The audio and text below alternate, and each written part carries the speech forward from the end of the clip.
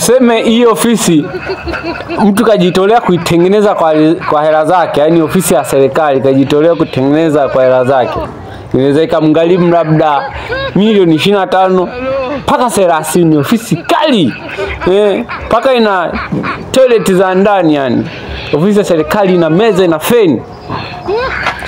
5 tena kwanza kwa serikali ya Malawi. Lakini serikali ya Malawi ikiamua kutengeneza hii ofisi, kwanza inagharimu mabilioni. Kwanza mchakato wa kuandaa bajeti ya ofisi bilioni 1. mabilioni. Pesa kwa ajili ya engineer ni bilioni 3.456. Hela mradi mzima bilioni 50.233, sawa na 10%.